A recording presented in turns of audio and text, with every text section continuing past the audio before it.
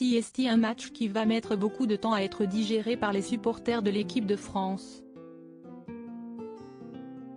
Le 18 décembre dernier, les Bleus affrontaient en finale de Coupe du Monde l'équipe d'Argentine dans un match à l'enjeu capital et finalement remporté au tir au but par les partenaires de Lionel Messi. Après la rencontre, les vainqueurs se sont montrés particulièrement chambreurs à l'encontre de leurs adversaires et d'un joueur en particulier, Kylian Mbappé. Le gardien Emiliano Martinez n'a pas hésité à se moquer publiquement de la star du Paris Saint-Germain, s'attirant les foudres de nombreuses personnalités françaises, à commencer par l'ancien champion du monde, Emmanuel Petit.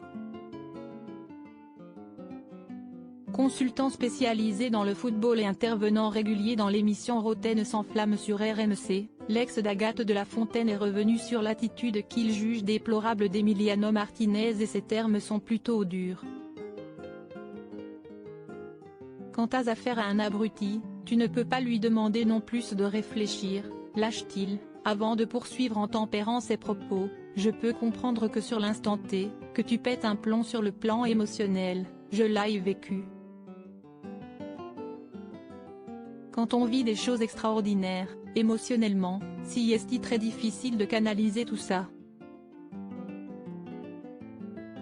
C'est du partage et de la joie, on est loin de la provocation et de cette haine gratuite que tu distilles. Emmanuel Petit cherche donc malgré tout à comprendre pourquoi Emiliano Martinez s'en est pris de la sorte à Kylian Mbappé, pourtant auteur d'un triplé lors de cette finale de Coupe du Monde. Des fois tu peux faire des choses qui peuvent paraître choquantes pour les gens qui t'entourent. Malgré tout, quand tu sors de la compétition et que tu rentres dans ton pays, l'émotion retombe et c'est une autre émotion qui arrive. Là, c'est du partage et de la joie, on est loin de la provocation et de cette haine gratuite que tu distilles, poursuit celui qui a rarement la langue dans sa poche lorsqu'il parle football. Un nouveau tacle donc pour Emiliano Martinez, déjà attaqué par Adil Rami il y a quelques semaines de cela.